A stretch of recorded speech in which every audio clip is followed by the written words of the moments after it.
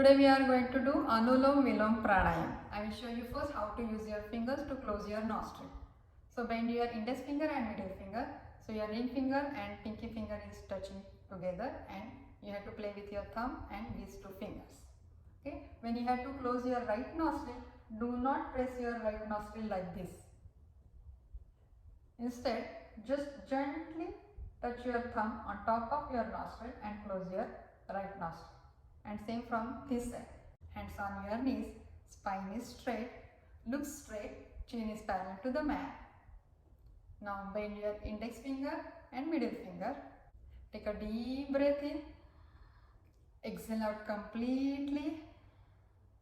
Now gently close your right nostril with your thumb and inhale through your left.